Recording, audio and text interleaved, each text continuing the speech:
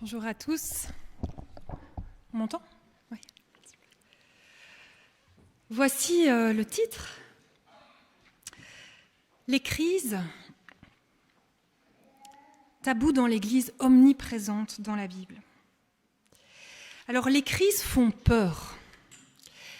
Quand quelqu'un traverse une crise, c'est quelque chose de très insécurisant. L'équilibre est rompu et on voudrait vite que tout redevienne normal. Il y a quelque chose de chaotique dans la crise, d'imprévisible, qui nous effraie et qui insécurise notre entourage. Pourtant, des crises, on en traverse tous. On est tous touchés à un moment ou à un autre de notre vie par le deuil, par la perte, par le sentiment d'abandon, par la maladie, par un accident, par la révolte, par la perte de sens.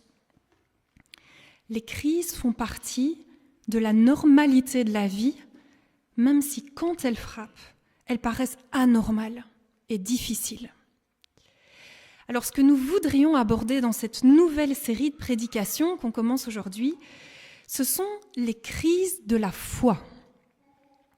Et le thème de cette série s'inspire d'un livre. Tu peux mettre le slide suivant. Voilà. Un livre dont je vous ai mis la première de couverture ici, où les deux auteurs, Linda Hoyer et Louis Schweitzer, font ce constat que quand on parle de foi, on ne parle souvent que du côté vert pâturage. Ils écrivent « C'est comme si envisager la possibilité de crise, sous-entendu dans la foi, faisait peur. » Les crises de vie engendrent pourtant souvent des crises de foi. Un événement traumatisant peut provoquer une remise en cause qui touche aussi à notre relation à Dieu, à la question de la bonté de Dieu, ou voire même de son existence.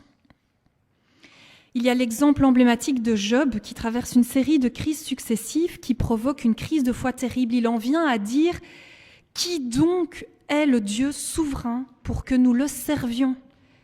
Et à quoi nous sert-il de le supplier ?» Quand on est dans la tourmente de la vie, notre foi, qui s'inscrit dans la vie, est impactée dans un sens comme dans un autre. Elle peut être dans ces moments charnières un secours ou elle peut perdre pied. Parfois, les crises de foi surviennent aussi sans être forcément liées à un événement de la vie. Elles surgissent parfois, et c'est un peu ce dont on va parler aujourd'hui, à partir de nos personnalités, de nos histoires, de nos évolutions et de nos remises en question au cours du chemin. Alors, une petite remarque encore, c'est qu'on est parfois tellement crispé avec cette histoire de crise que quand nous en traversons une, nous nous sentons parfois obligés de rassurer les autres. Non, mais Dieu est bon, je mets ma confiance en lui. Alors que parfois, dans le secret de notre cœur, on est déchiré par la douleur et on n'ose pas être vrai de peur de faire peur, de déstabiliser les autres dans leur foi. Et alors, il y a une espèce de basculement, c'est que l'Église, qui devrait être ce lieu d'authenticité, devient alors le lieu où il n'est plus possible d'être vrai, d'être soi. Et on se replie.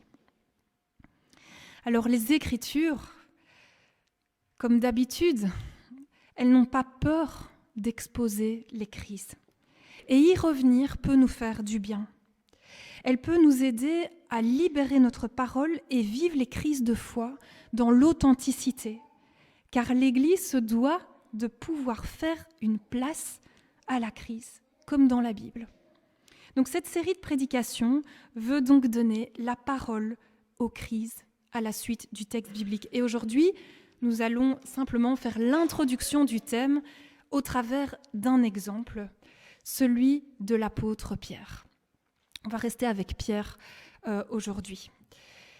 Alors Pierre, c'est un des personnages les plus connus du Nouveau Testament, un des héros, celui qui va bâtir l'Église, qui va porter les premières communautés.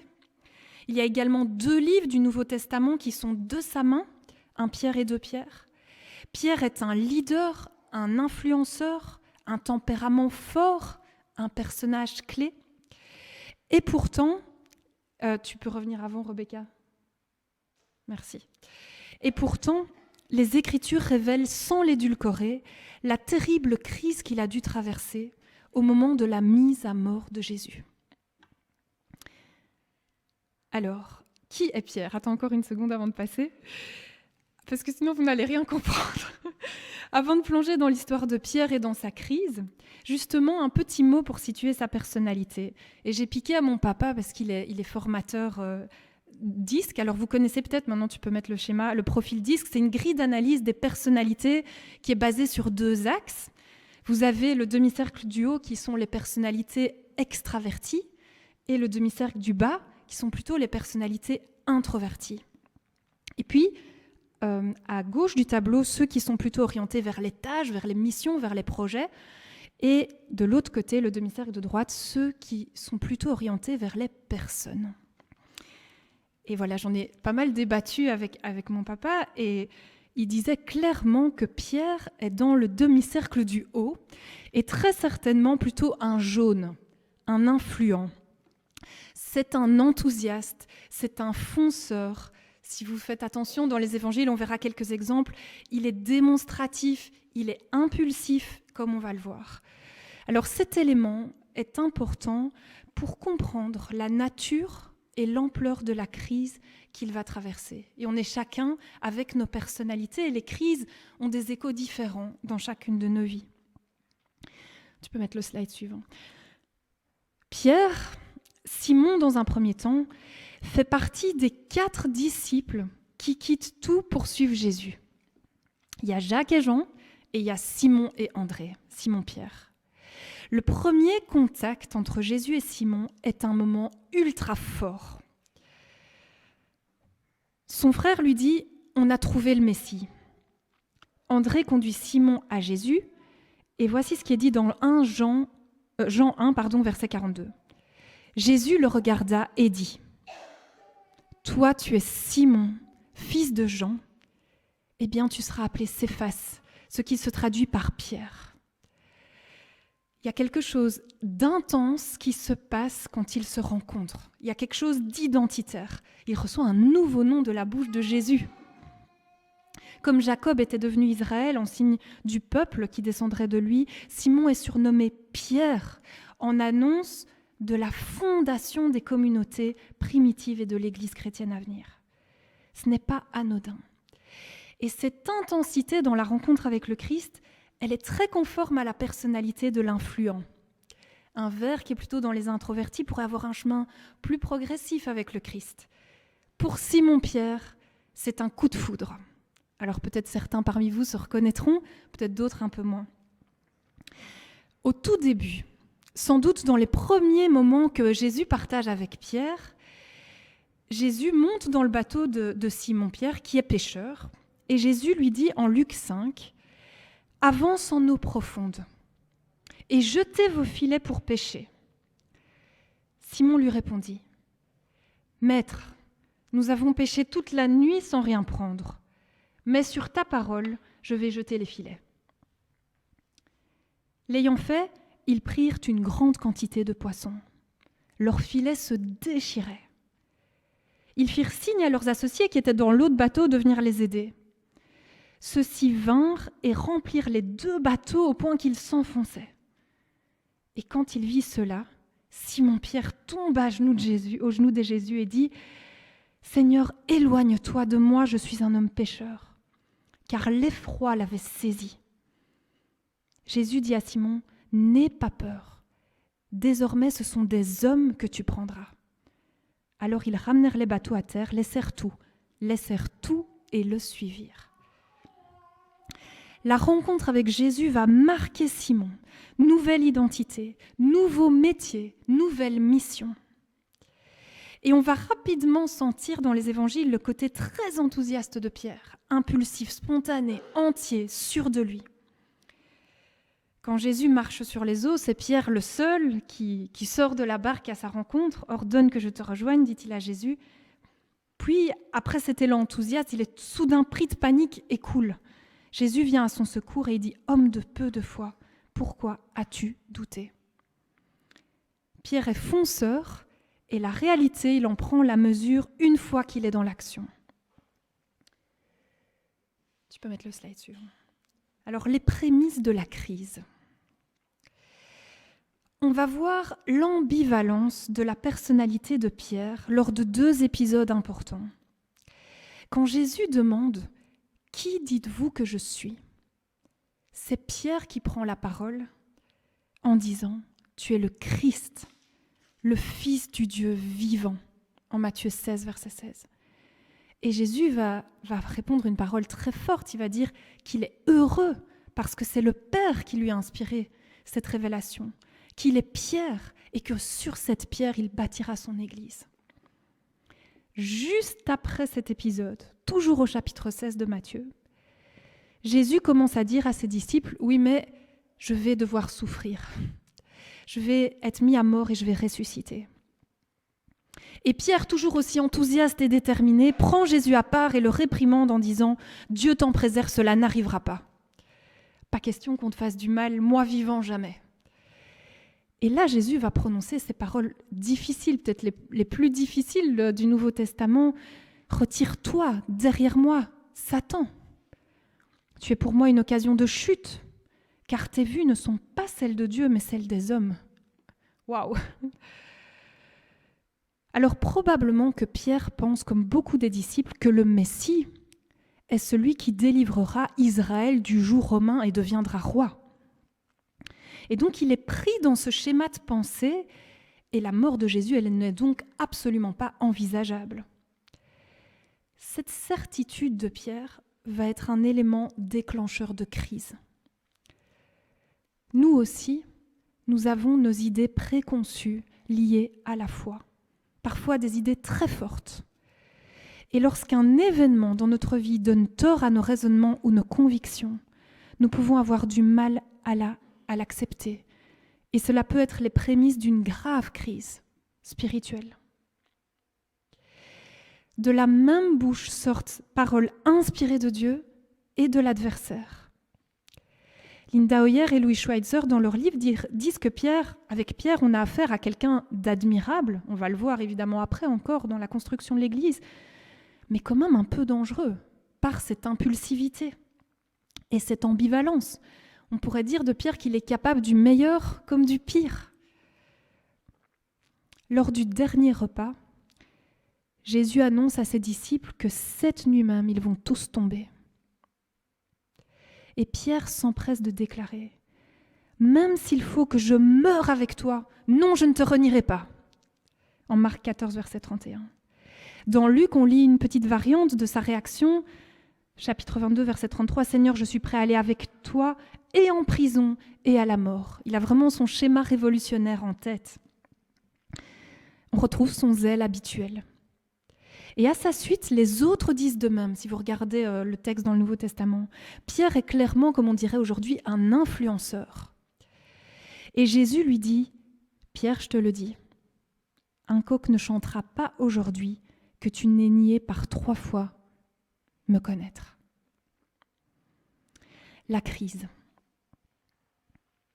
Pierre déclarait quelques heures auparavant qu'il était prêt à mourir avec Jésus. Mais lorsque Jésus demande aux disciples de veiller à Gethsémanée, il s'endort. Et Jésus le reproche à Pierre. « Ainsi, vous n'avez pas eu la force de veiller 1 heure avec moi. Veillez et priez afin de ne pas tomber au pouvoir de la tentation. L'esprit est plein d'ardeur, mais la chair est faible. » On ne saurait mieux dire pour qualifier Pierre.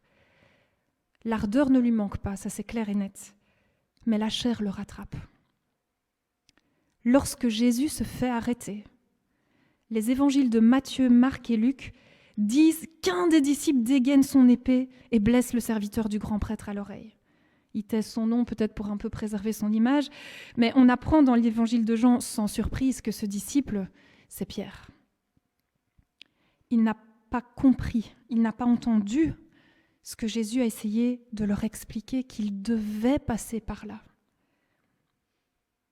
Lorsque cela devient bel et bien réel, tout s'effondre pour Pierre, tout s'écroule, tout son château de cartes. de ses convictions. Il avait toujours cru, il avait mis son espoir, il avait tout quitté en pensant que Jésus allait triompher des ennemis. Et le voilà en leurs mains. Pierre était vraiment sans doute prêt à la révolte, mais c'est Jésus qui lui dit de rengainer son épée. Et là, plus de repères, son schéma de pensée s'effondre. Ce qu'il croyait s'avère faux. Il pensait participer à une révolution et il se retrouve tout démuni. Que lui reste-t-il ? Les plus grandes crises de foi que nous traversons naissent sans doute de convictions inébranlables que nous nous sommes parfois construits nous-mêmes. Et lorsque le Christ nous indique une autre direction, nous fait passer par un autre chemin, nous pouvons être tout à fait désorientés. Alors vous le savez, Pierre va suivre à distance et bel et bien nier 3 fois ne pas connaître Jésus. Il est sans doute perdu, terrorisé, désorienté. Et après avoir renié pour la 3e fois, il y a ce coq qui chante. Et l'évangile de Luc dit que le Seigneur se retourna et regarda Pierre, à ce moment-là précisément. Luc 22, verset 61. Je pense que ce regard était un regard profond, probablement rempli de tristesse et de l'amour aussi, rempli de l'amour lié à l'amitié entre Jésus et Pierre. Dans les temps de tempête de nos vies où l'on se débat, on rame contre le vent, on coule, nous pouvons avoir cette grâce d'un moment de regard échangé avec le Seigneur.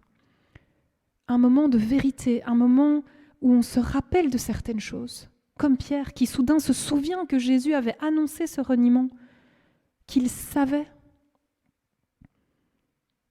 Et là, il est dit que Pierre sortit et dehors, il pleura amèrement. Ce jour-là, il y a quelque chose qui se brise, qui sort dans ses larmes amères. Se brise peut-être son assurance prétentieuse, l'image de lui-même qui s'était construite, qui se décompose. Et commencent alors des jours sombres où l'espérance s'est évanouie et où Pierre a dû être vraiment dans le noir. On est peut-être déjà passé par là.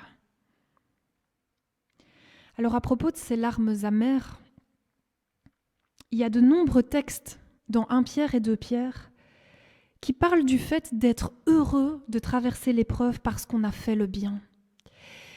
Et parfois pour moi ça a été des passages difficiles à lire quand on souffre justement, qu'on traverse une crise. Je vous cite quelques exemples. S'il vous arrivait de souffrir parce que vous faites ce qui est juste, vous seriez heureux. 1 Pierre 3, verset 8. Car il vaut mieux souffrir en faisant le bien, si telle est la volonté de Dieu, qu'en faisant le mal. 1 Pierre 3, 17. Réjouissez-vous, car vous participez aux souffrances du Christ. Que ceux qui souffrent parce qu'ils obéissent à la volonté de Dieu s'en remettent entièrement au Créateur. Mais quand on pense à Pierre, à ce retrait quand Jésus traverse la passion, à cette trahison du reniement, on peut mieux comprendre ces versets. On sait que Pierre a souffert, il a pleuré amèrement parce qu'il a abandonné son ami, parce qu'il a trahi ses principes et ce qu'il pensait de lui. Et pour Pierre qui a traversé ces larmes amères, les larmes de justice, si l'on peut dire, peuvent être une grâce. C'est ce qu'il aurait préféré vivre. Alors l'issue de cette crise, consolation, restauration et reconstruction. À la fin de l'évangile de Jean, il y a cette scène extraordinaire. On pourrait prêcher 5 fois sur ce texte, je pense. Pierre dit aux autres disciples, « Je vais pêcher ». Et je me disais, en lisant ce verset, c'est un peu un retour apparent à avant la crise, à avant la rencontre avec Jésus. « Je vais pêcher ». Ils viennent avec lui, toujours aussi influenceurs, et ils ne pêchent rien de toute la nuit. Et le matin, il y a un homme sur la plage qui leur demande s'ils ont quelque chose à manger. Et ils répondent que non. Il leur dit alors de lancer leur filet à droite, et alors ils débordent de poissons. Ici, c'est un disciple autre que Pierre qui reconnaît alors Jésus. Mais qui saute par-dessus bord en mettant vite son vêtement à sa ceinture ? C'est Pierre. Il saute dans l'eau pour rejoindre Jésus. On voit qu'il a toujours son enthousiasme.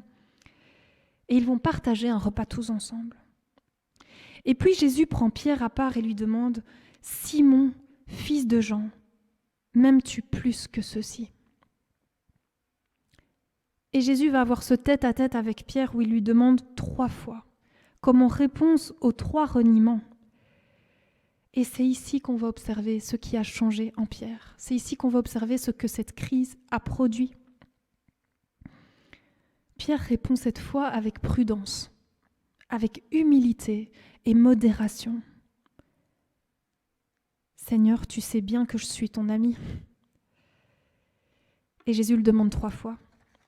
Et à la 3e fois, Pierre est attristé qu'il insiste. « Seigneur, toi tu sais tout. Tu sais bien que je suis ton ami. » Et Jésus lui dit, « Prends soin de mes moutons. » Et ensuite, « Suis-moi. » Jésus restaure Pierre et lui confie à nouveau la mission. Et je trouve c'est très encourageant. Les crises de foi que nous traversons ne nous disqualifient pas pour la mission, pour l'œuvre. Cette fois, Pierre a compris ce que signifiait « Suis-moi ». Fais-moi confiance, marche dans mes pas et sois humble. Et Pierre va le dire aux communautés dans 1 Pierre, visez le même but, partagez vos peines, aimez-vous comme des frères et sœurs, soyez bons, soyez humbles. On retrouve dans ce verset tout le fruit de ce qu'il a tiré de cette crise. Mon but fantasmé, ma vision de la foi n'est pas forcément celle du Christ. Visons le même but. Partageons nos peines dans l'authenticité les uns avec les autres. Osons dire nos doutes, nos révoltes, nos larmes et aussi nos larmes amères. Et aimons-nous comme des frères et sœurs, soyons bons et soyons humbles. Et ces différentes attitudes sont aussi une issue pour traverser les crises. Pour clôturer, une dernière remarque, c'est qu'on se sent souvent très seul dans les crises de la vie. Et pourtant, quand on regarde toute l'évolution, Jésus est présent avant la crise, proche de Pierre, même s'il est à côté de la plaque, très proche de Pierre. Il est présent dans la crise, au cœur de la crise, avec ce regard échangé avec Pierre. Et il vient consoler, restaurer, remettre sur pied après la crise. Il en est de même pour nous. Amen.